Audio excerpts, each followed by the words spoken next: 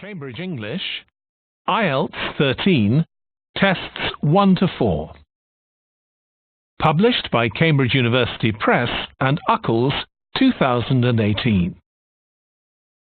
This recording is copyright. CD 1. Test 1. You will hear a number of different recordings, and you will have to answer questions on what you hear. There will be time for you to read the instructions and questions, and you will have a chance to check your work. All the recordings will be played once only. The test is in 4 sections. At the end of the test, you will be given 10 minutes to transfer your answers to an answer sheet. Now turn to Section 1.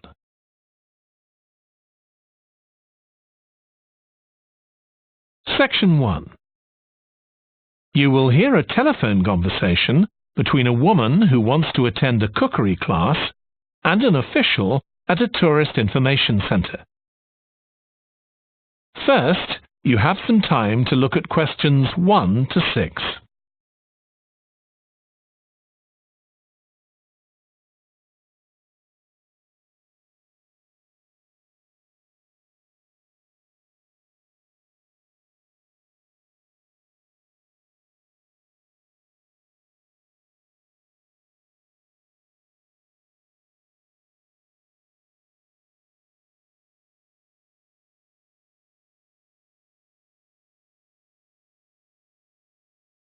You will see that there is an example that has been done for you.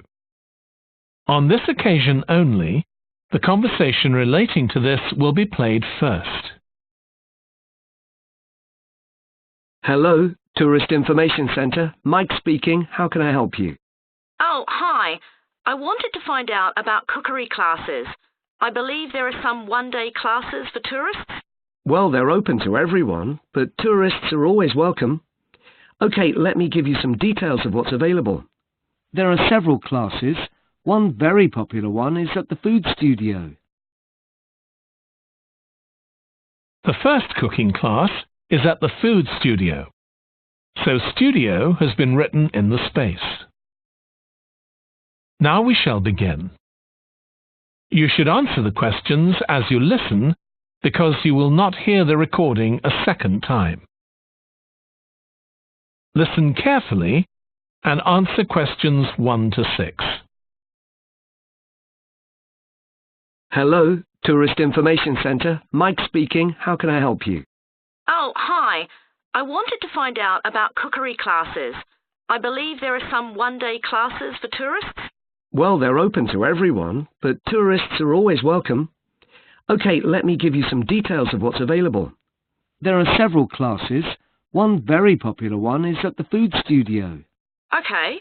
They focus on seasonal products, and as well as teaching you how to cook them, they also show you how to choose them. Right, that sounds good. How big are the classes? I'm not sure exactly, but they'll be quite small.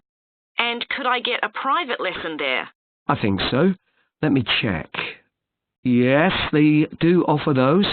Though, in fact, most of the people who attend the classes find it's a nice way of getting to know one another. I suppose it must be, yes. And this company has a special deal for clients where they offer a discount of 20% if you return for a further class. Okay, but you said there were several classes. That's right. Another one you might be interested in is Bond's Cookery School. They're quite new. They just opened 6 months ago, but I've heard good things about them. They concentrate on teaching you to prepare healthy food, and they have quite a lot of specialist staff. So, is that food for people on a diet and things like that? I don't know if I'd be interested in that. Well, I don't think they particularly focus on low-calorie diets or weight loss. It's more to do with recipes that look at specific needs, like including ingredients that will help build up your bones and make them stronger, that sort of thing. I see. Well, I might be interested. I'm not sure. Do they have a website I could check? Yes. Just key in the name of the school. It'll come up. And if you want to know more about them, every Thursday evening they have a lecture at the school. It's free, and you don't need to book or anything. Just turn up at 7:30. And that might give you an idea of whether you want to go to an actual class. Before you hear the rest of the conversation, you have some time to look at questions 7 to 10.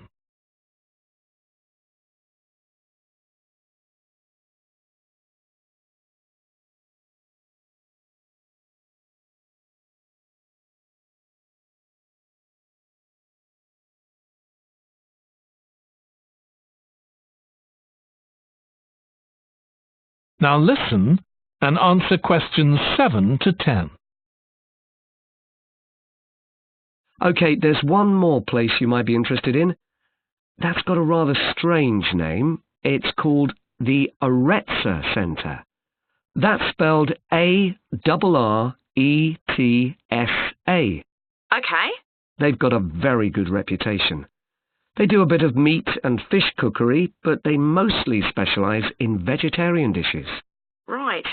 That's certainly an area I'd like to learn more about. I've got lots of friends who don't eat meat. In fact, I think I might have seen that school today. Is it just by the market? That's right. So they don't have any problem getting their ingredients. They're right next door.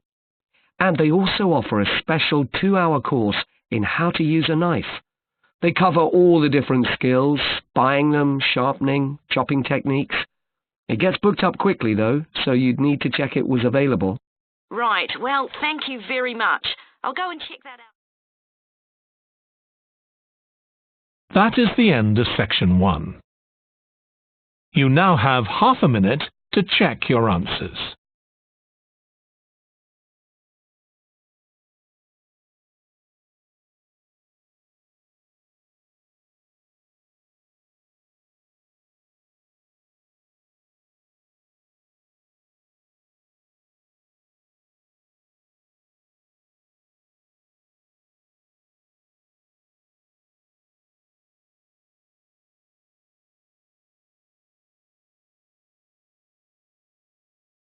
Now turn to Section 2. Section 2. You will hear the chairman of the Highways Committee of Granford speaking to members of the public about proposed changes to traffic and parking in the area. First, you have some time to look at questions 11 to 13.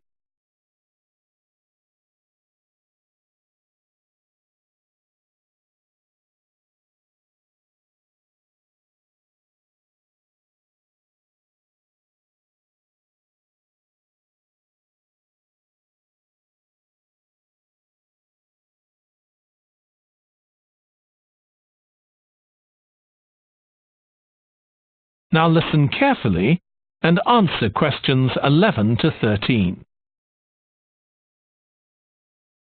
Good evening, everyone. My name's Phil Sutton, and I'm chairman of the Highways Committee.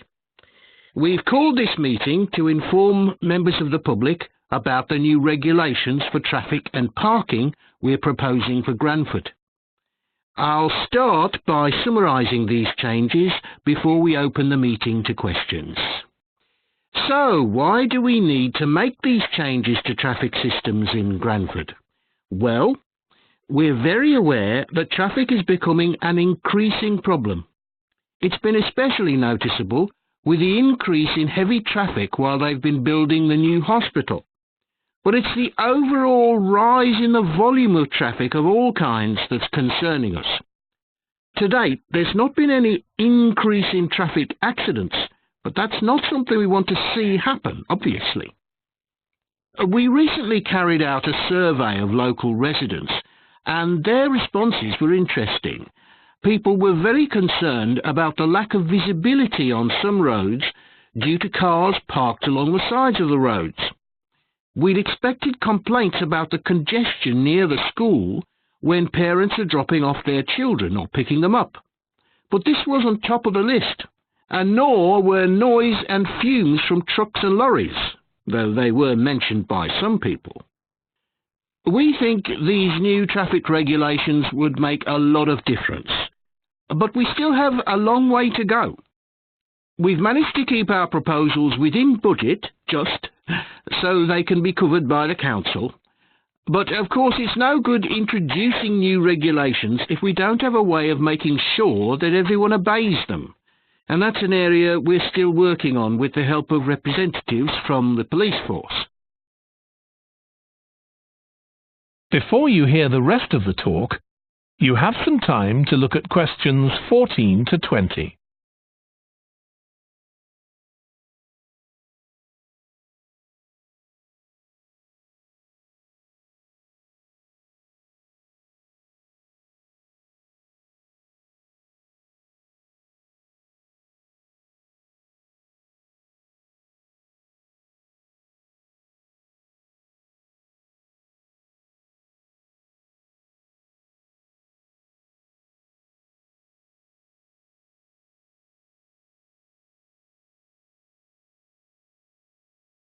Now listen and answer questions 14 to 20. OK, so this slide shows a map of the central area of Granford with the High Street in the middle and School Road on the right. Now, we already have a set of traffic lights in the High Street at the junction with Station Road, but we're planning to have another set at the other end at the School Road junction to regulate the flow of traffic along the High Street. We've decided we definitely need a pedestrian crossing. We considered putting this on School Road just outside the school, but in the end we decided that could lead to a lot of traffic congestion. So we decided to locate it on the High Street, crossing the road in front of the supermarket. That's a very busy area, so it should help things there. We're proposing some changes to parking. At present, parking isn't allowed on the High Street outside the library, but we're going to change that and allow parking there, but not at the other end of the High Street near School Road. There'll be a new no parking sign on School Road just by the entrance to the school, forbidding parking for 25 metres. This should improve visibility for drivers and pedestrians, especially on the bend just to the north of the school. As far as disabled drivers are concerned, at present they have parking outside the supermarket, but lorries also use those spaces, so we've got 2 new disabled parking spaces on the side road up towards the bank.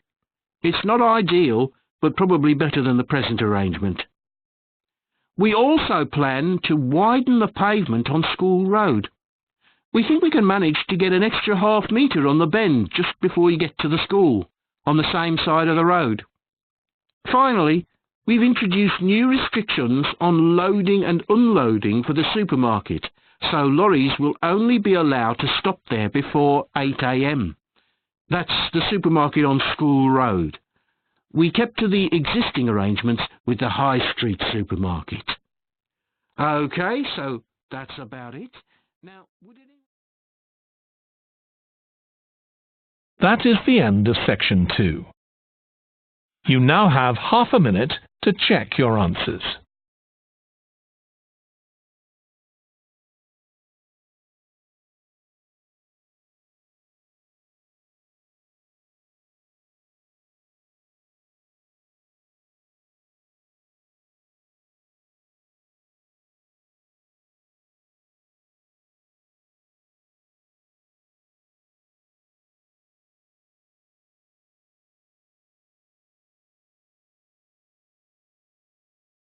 Now turn to section 3. Section 3. You will hear 2 biology students called Emma and Jack discussing an experiment they are going to do together. First, you have some time to look at questions 21 to 25.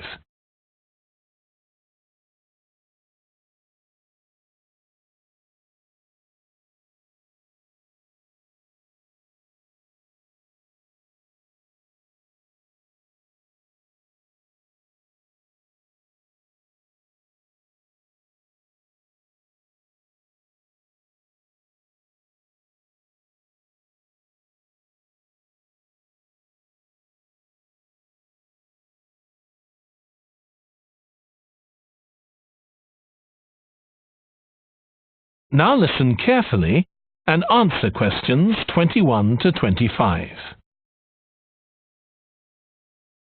We've got to choose a topic for our experiment, haven't we, Jack? Were you thinking of something to do with seeds? That's right. I thought we could look at seed germination, how a seed begins to grow. OK. Any particular reason? I know you're hoping to work in plant science eventually. Yeah, but practically everything we do is going to feed into that. No, there's an optional module on seed structure and function in the 3rd year that I might do. So I thought it might be useful for that. If I choose that option, I don't have to do a dissertation module. Good idea. Well, I thought for this experiment we could look at the relationship between seed size and the way the seeds are planted.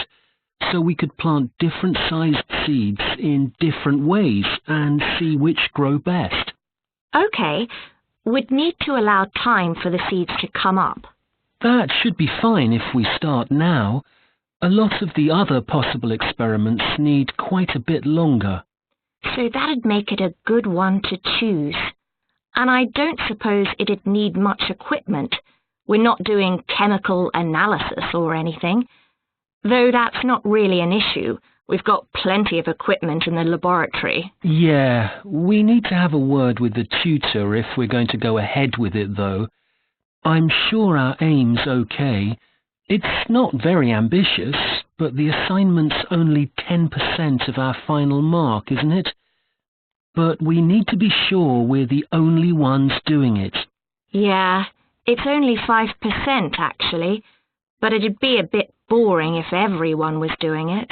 Did you read that book on seed germination on our reading list? The one by Graves? I looked through it for my last experiment, though it wasn't all that relevant there. It would be for this experiment, though. I found it quite hard to follow. Lots about the theory, which I hadn't expected. Yes, I'd been hoping for something more practical. It does include references to the recent findings on genetically modified seeds, though. Yes, that was interesting. I read an article about seed germination by Lee Hall. About seeds that lie in the ground for ages and only germinate after a fire. That's the one. I knew a bit about it already, but not about this research. His analysis of figures comparing the times of the fires and the proportion of seeds that germinated was done in a lot of detail. Very impressive. Was that the article with the illustrations of early stages of plant development? They were very clear. I think those diagrams were in another article. Before you hear the rest of the discussion, you have some time to look at questions 26 to 30.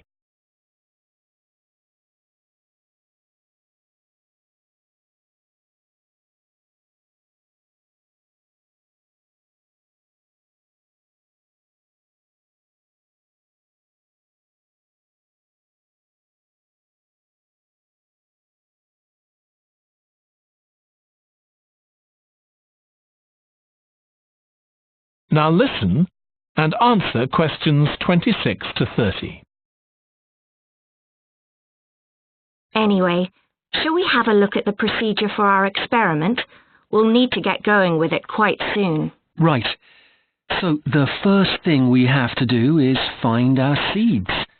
I think vegetable seeds would be best, and obviously they mustn't all be the same size. So how many sorts do we need?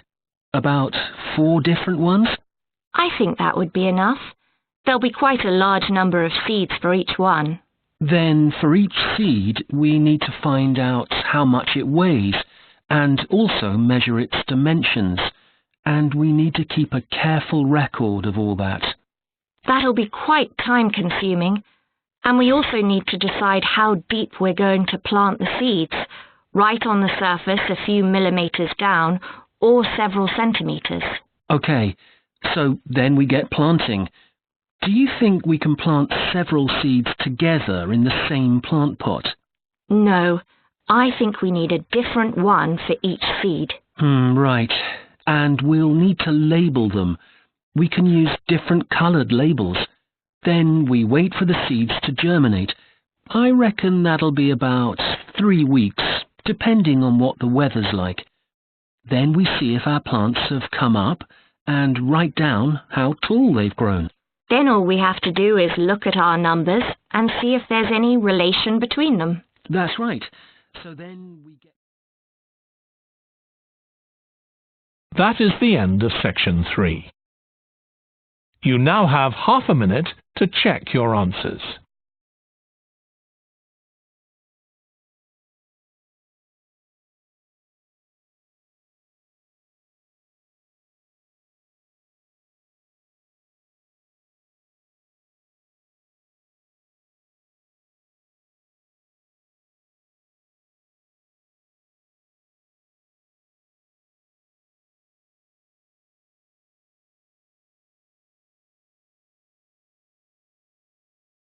Now turn to section 4.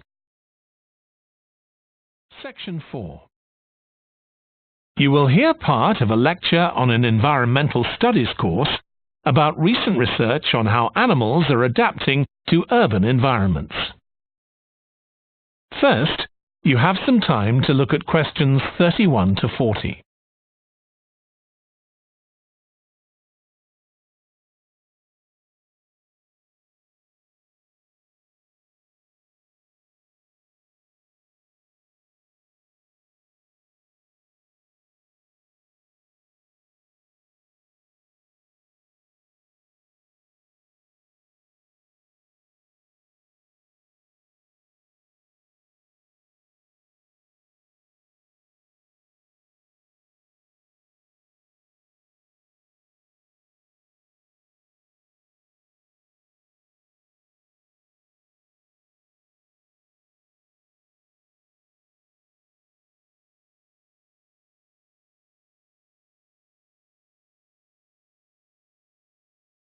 Now listen carefully and answer questions 31 to 40. Hi.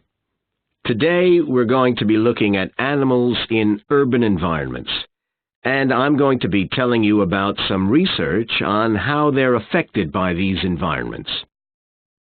Now, in evolutionary terms, urban environments represent huge upheavals, the sorts of massive changes that usually happen over millions of years. And we used to think that only a few species could adapt to this new environment. One species which is well known as being highly adaptable is the crow, and there have been various studies about how they manage to learn new skills. Another successful species is the pigeon, because they're able to perch on ledges on the walls of city buildings, just like they once perched on cliffs by the sea.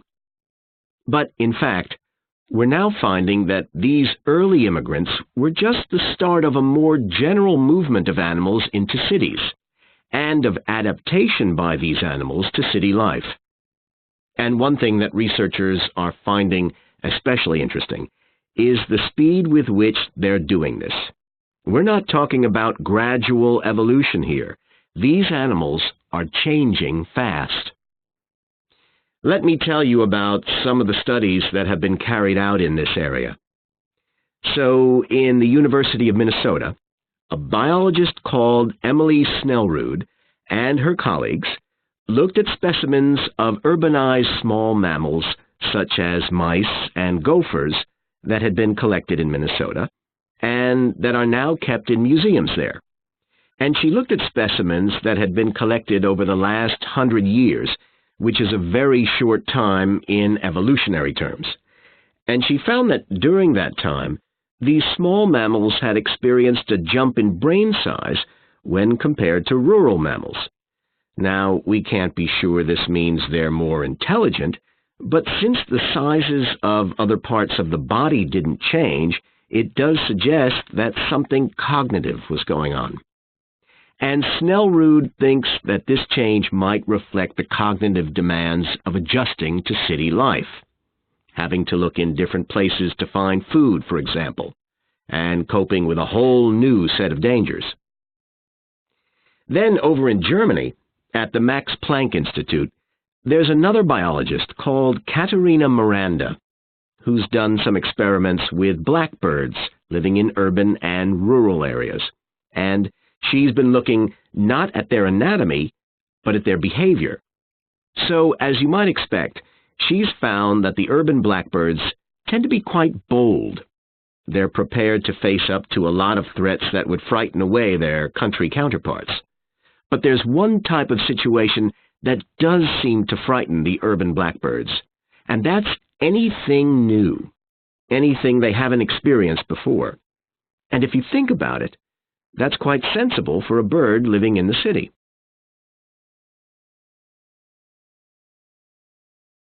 Jonathan Atwell, in Indiana University, is looking at how a range of animals respond to urban environments. He's found that when they're under stress, their endocrine systems react by reducing the amount of hormones such as corticosterone into their blood. It's a sensible-seeming adaptation. A rat that gets scared every time a subway train rolls past won't be very successful. There's just one more study I'd like to mention, which is by Sarah Parton and her team. And they've been looking at how squirrels communicate in an urban environment, and they've found that a routine part of their communication is carried out by waving their tails. You do also see this in the country, but it's much more prevalent in cities, possibly because it's effective in a noisy environment. So, what are the long-term implications of this? One possibility is that we may see completely new species developing in cities. But on the other hand, it's possible that not all of these adaptations will be permanent. Once the animal's got accustomed to its new environment, it may no longer need the features it's developed. So now we've had a look at adaptation. That is the end of section 4. You now have half a minute to check your answers.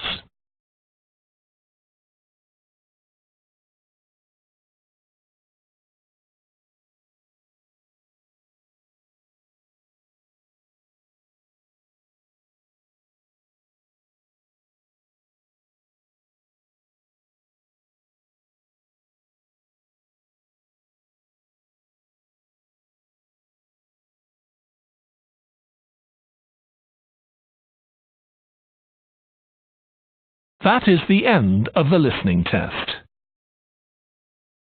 In the IELTS test, you would now have 10 minutes to transfer your answers to the answer sheet.